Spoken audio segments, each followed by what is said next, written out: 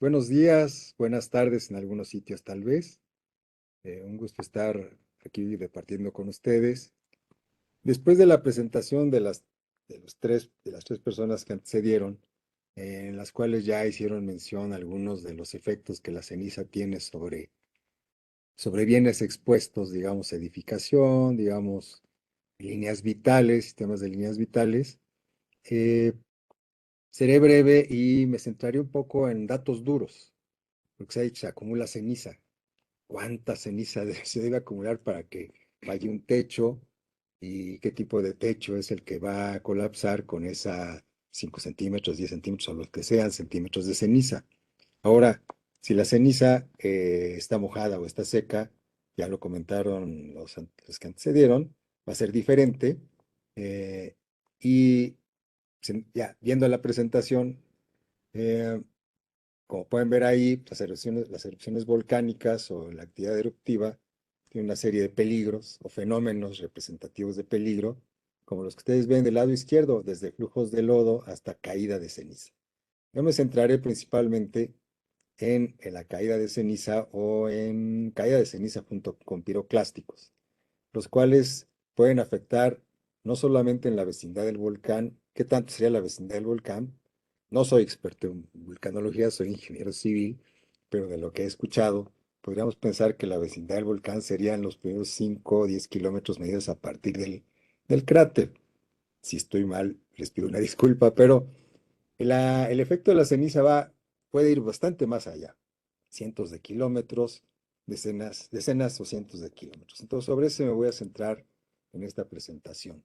Y eh, lo primero que se me ocurre es, bueno, ¿por qué nos podría preocupar la presencia de ceniza? Ya dieron una buena explicación las personas que antecedieron a esta presentación, de que pues, tiene afectaciones importantes en la salud, principalmente en la salud, pero también en los bienes expuestos, los que están ahí enlistados, principalmente generación y distribución de energía eléctrica, de gas y combustible, los sistemas de telecomunicación, tanto por las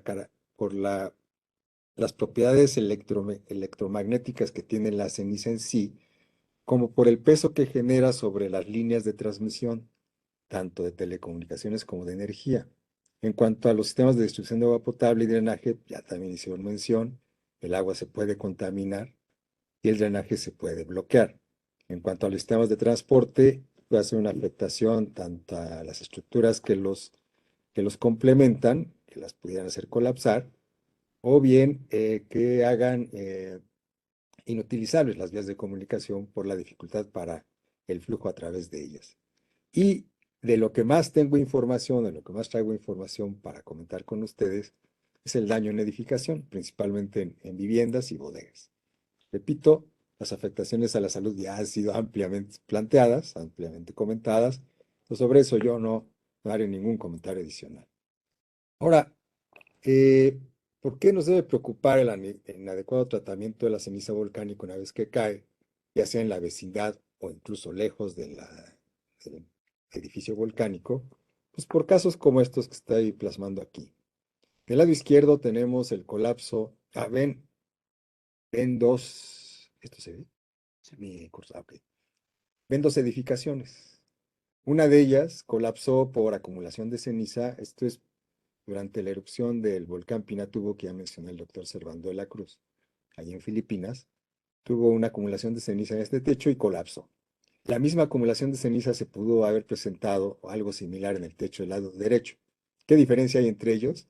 Pues nada más de ver las estructuras de los mismos, el del lado izquierdo es una estructura relativamente vieja comparada con la del lado derecho y probablemente la estructura que sostiene o que conforma la techumbre no estaba diseñada para las cargas que implicaba tener acumulado ceniza que no se ven cantidades importantes, no se ven grandes valores del orden de 20 o más centímetros, y eso pues, cualquier techo adecuadamente diseñado o medianamente diseñado lo puede soportar. Entonces, además de la vejez en la estructura, que similar a nuestro país probablemente no haya tenido mantenimiento, haya estado altamente corroída. Aunado a ello, el peso de la ceniza pues, hizo que colapsara. Bueno, ese es uno de los temas, ¿no? Ya lo mencionaron anteriormente.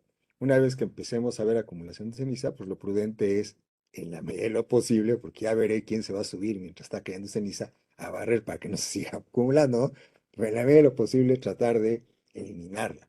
Ahora, el lado derecho es una foto tomada, entiendo, en Guatemala, en donde pues, tanto la autoridad como la ciudadanía, tendría yo de protección civil, está abocada a recabar, a recolectar la ceniza que cayó sobre las vialidades. Y eso se tiene que hacer con premura. Si ven, está hasta cierto punto humedecida porque puede uno tener tan mala suerte de que una vez que haya eruptado el volcán, una cierta cantidad de ceniza empiece a llover. Pues ya mencionaron anteriormente que la ceniza es un material altamente cementante. En realidad es el cementante por naturaleza, ¿no? Entonces, si le echamos agua y algún otro componente adicional que esté en los asfaltos de las vialidades, pues eso puede generar un problemón, sobre todo si fluye hacia la zona de drenaje. Entonces, una vez que cae ceniza, ahí sí, con las precauciones debidas, hay que recolectarla y hay que almacenarla en algún sitio. ¿Dónde se debe almacenar? No tengo el dato. Eh, Sobre cómo la podemos usar de manera benéfica, haré algún comentario al final de la presentación.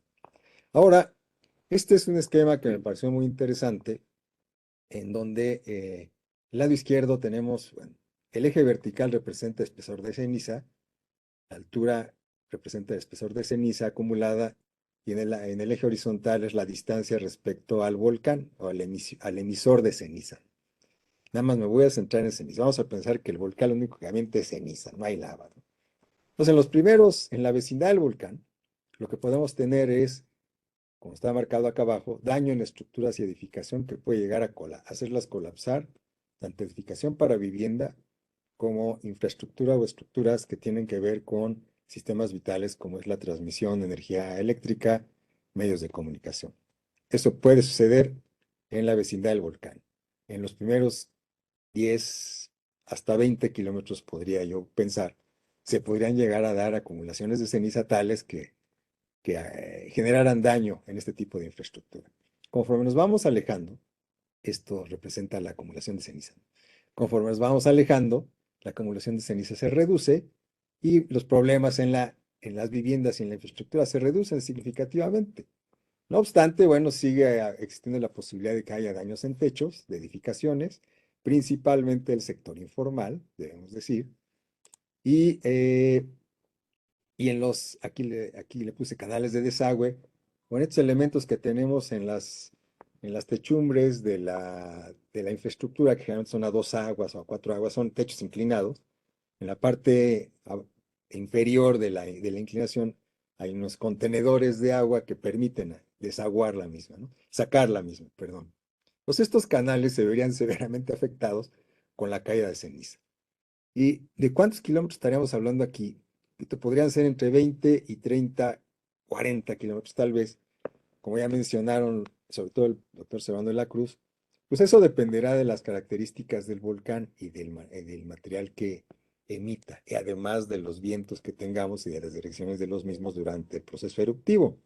Eh, en general, entiendo los especialistas en volcanes, sobre todo en tratamiento de ceniza o el fenómeno de ceniza, dividen en tres zonas, ahí están marcadas, el efecto de la ceniza sobre los bienes. La zona 1 sería la de la mayor cuidado hay que tener, y según alguna información que pude recabar de artículos académicos, la zona 1 estaría delimitada en los primeros 30 kilómetros tal vez. Después de 30 kilómetros estaríamos viendo con la zona 2 y después de probablemente 100 kilómetros estaríamos hablando de la zona 3. Aquí en la parte superior derecha podemos ver ceniza en el aire puede provocar cierre del espacio aéreo. Eso, desde luego, en la zona 1 y 2 sería severo el efecto, y ahorita vamos a ver por qué también. En la zona 3 podría ser severo el efecto. ¿Por qué puede ser severo? Bueno, este es otro dato, tomando en cuenta esta misma figura, otro dato que saqué, la fuente está aquí abajo, fuente neozelandesa del año 97, si mal no recuerdo, es una tesis doctoral, creo que no. Bueno, pero es un trabajo del 97, Dicen, bueno, podemos esperar tamaño medio de la partícula de ceniza de 4 milímetros en esta zona. Esta zona serían los primeros 10 kilómetros tal vez, 5 10 kilómetros, a partir del cráter. Y hasta los 54 kilómetros tendríamos ceniza con un diámetro del orden de 0,1 milímetros. Ustedes dirán, no, está bien chiquito. Pero ya nos dijeron los colegas médicos que, bueno, tal vez este de 0,1 milímetros pueda ser contenido por nuestras protecciones que tenemos en el aparato respiratorio. Pero ya si nos vamos más lejos, probablemente desde el punto de vista estructural no tengamos problema por la acumulación de ceniza, pero estos tamañitos de partícula, estos sí nos pueden generar problemas en el aparato respiratorio. Pues bueno, desde el punto de vista de lo que es mi especialidad y de lo que vine a platicar con ustedes, nos vamos a centrar principalmente en esta zona. En la zona donde tenemos gran acumulación de ceniza y además piroclastos o cenizas de gran tamaño. Y pudiera ser de gran peso en función de la acumulación de la misma. Bueno, podríamos preguntarnos, ¿hay estudios sobre qué daño se puede generar la caída de ceniza sobre la vivienda? Bueno, formalmente el tema de ceniza afectando a las techumbres o a las estructuras de vivienda no ubiqué, estudios, pero sí hay pruebas de carga de diferentes sistemas estructurales, con diferentes techumbres, con diferentes pendientes, y esas pruebas de carga para ver el bueno o mal comportamiento de soluciones estructurales también pueden ser extrapoladas a la acumulación de ceniza. Vamos cargando, vamos cargando con ceniza a una techumbre, podemos hacer pruebas de carga con costales de grava y de arena, que se hacen en la realidad, hasta llevar al colapso.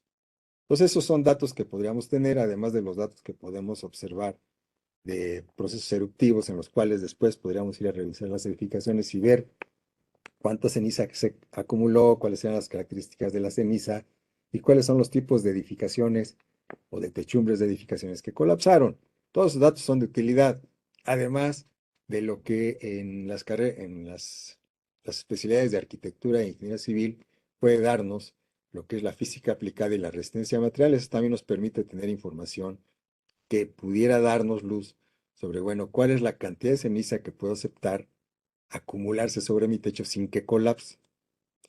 Datos reales, reportados en esta fuente que marco aquí en la parte inferior derecha, nos reportan lo siguiente. Me voy a centrar en daños en techos. Los daños en techos se empiezan a manifestar con una acumulación, son milímetros, el eje horizontal son milímetros de ceniza acumulada, vamos desde 0 milímetros hasta 1 metro, 1000 milímetros, 1 metro. Aquí estamos hablando de 5 centímetros de ceniza acumulada, ya me puede generar, o ya me da un dato de daños en techo en Shinmoedake, en 2011. Con 10 centímetros ya hay otros eventos en los cuales se reporta daños en los techos. Hay un dato interesante, hay pocos datos en realidad, pero hay datos interesantes sobre colapsos en edificios. En Pinatubo, por ejemplo, con 20 centímetros de acumulación de ceniza, ya no solo colapsan los techos o no hay daños en techos, sino también hay colapsos de edificaciones. Notemos que acá hay otro punto rojo, ¿no? Con 1 metro de acumulación de ceniza, en Sakurajima en 1914 colapsó una edificación. ¿Por qué la diferencia? Bueno, lo único que puedo atribuir, la diferencia esta es, en Pinatubo, en Filipinas, el efecto de la caída de ceniza fue una zona donde la edificación informal es dominante. Pues probablemente esto fue en una edificación no diseñada, sin un proceso de diseño y construcción adecuado y con 20 centímetros colapsó totalmente, ¿no? El caso de Japón, aunque es 1914, los japoneses desde el siglo XIX, los 1800, ya diseñaban las edificaciones para, no precisamente para acumulación de ceniza, pero sí para acumulación de nieve. Entonces, eran bastante más competentes las edificaciones y necesitaban una buena cantidad de acumulación de nieve y de ceniza en este caso, para que colapsaran. Entonces, empezamos a tener algunos datos interesantes sobre 5 y 10 centímetros como el parámetro de acumulación de ceniza que me puede generar daño. Ahora, revisando la literatura también, estos 5 y 10 centímetros se da cuando la ceniza está humedecida. Si la ceniza es seca, estos límites se van al doble. Digamos, empieza a haber problemas de comportamiento en 10 centímetros, en 10 centímetros o 20. Pero lo que debemos de pensar desde el punto de vista conservador es de que la ceniza siempre va a estar humedecida, ¿no? La peor de las condiciones. Entonces, con base en información como esa y algunos análisis de resistencia a materiales y física aplicada, podemos elaborar funciones de vulnerabilidad como es esto que ven aquí, unas heces como acostaditas, ¿no? ¿Y qué me representan esas heces acostaditas? En este caso en particular, el eje horizontal me representa un espesor de ceniza acumulada sobre principalmente los techos de mi edificación. Y el eje vertical me representa desde 0 el no daño hasta 1 el colapso total. Ahora, ¿qué me representa esta línea morada? Yo la veo morada, pues. Esta línea morada que es el E4 me representa daños únicamente en techos. Esta línea punteadita roja me representa la media de daños en edificación, ya no solamente en techos. Entonces me voy a centrar en daños en techos, que es lo más común. Entonces, para edificación comercial e industrial no ingenieril, ¿qué significa esto? Que no fue adecuadamente diseñada, que no estuvo sujeta a un proceso de diseño y construcción normado y con techos con pendientes entre 6 y 35 grados, podríamos esperar, perdón, podríamos esperar inicio de daño a 5 centímetros de acumulación de ceniza y tener más o menos el 40 o 50% de daño con 10 centímetros de acumulación de ceniza y ya el proceso de colapso total o falla total de la techumbre con 25 centímetros de ceniza humedecida. En el caso de edificaciones, las edificaciones comerciales, ¿qué diferencia tienen con estas otras? Es que los elementos que soportan a la edificación comercial e industrial son columnas de acero, esbeltas, con una gran separación entre ellas, como las bodegas que conocemos en nuestro país, en nuestros países. ¿Qué diferencia hay entre la figura del lado izquierdo y la figura del lado derecho? Bueno, la del lado derecho corresponde a una edificación a base de muros de mampostería, tabiques, bastante más robustos y muchas más cantidad de elementos verticales de soporte. Y el techo podría ser del mismo tipo que lo que tenemos por acá. Techos ligeros, de láminas, con una menor pendiente y por lo tanto más posibilidad de que se acumule ceniza. Aún así, pues tenemos digamos, un poco más de holgura de permitir acumularse ceniza antes de que colapse el techo, por ejemplo, centrándome en esta gráfica que representa la falla de techo, ¿no? Pero también los autores reportan que a partir de 5 o 10 centímetros empezamos a tener problemas de comportamiento en el techo por acumulación de ceniza, y a los 30 o 35 centímetros de acumulación ya teníamos el colapso total. Entonces son datos importantes que podemos considerar para que si me dicen, no, pues no permitas que se acumule, ¿cuánto es lo que debo de permitir? Tomando en cuenta estos datos, yo pensaría que 5 centímetros es el límite a partir del cual estemos pensando, bueno, vamos a empezar a barrer o a ver qué hacemos, a quitar la ceniza. Es otra fuente también, eh, en donde varios expertos proponen estas funciones. Nuevamente, aquí, aunque dice probabilidad de colapso, pensemos que es el que no tenga colapso, el cero, y el 1.0 es el colapso total, ¿no? Y en el eje horizontal tenemos el acumulado de ceniza saturada, esto es húmeda, que va desde 0 centímetros hasta 50, 60 centímetros. Y entre paréntesis tendríamos la acumulación de ceniza seca, es del orden del doble, lo que podríamos permitir. Entonces, estas primeras grafiquitas, la W y MW, perdón, corresponden a edificación del ámbito rural, sin un diseño y construcción propiamente ingenieriles, que son altamente vulnerables para cualquier fenómeno y también para ceniza.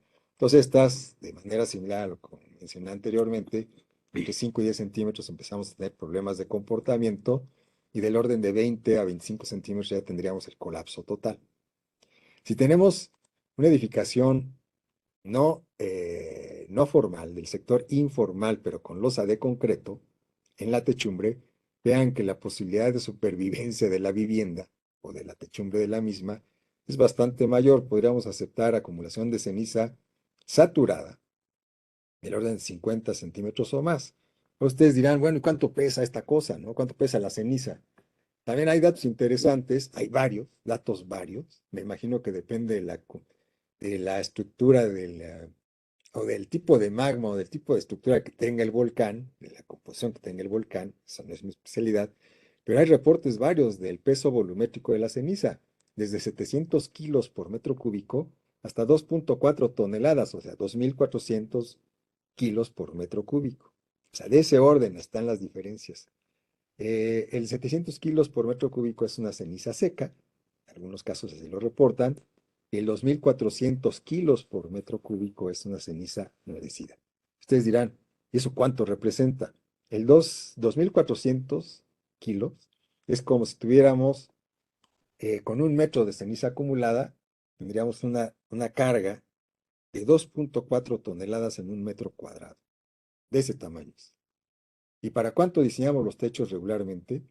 Pues para el orden de 100, 200, 450 kilos por metro cuadrado. Imagínense que tengamos acumulación de metro de ceniza saturada que me genere una sobrecarga de 2.400 o 2.400 kilos por metro cuadrado o 2.4 toneladas por metro cuadrado, pues me puede generar problemas de comportamiento severo, ¿no?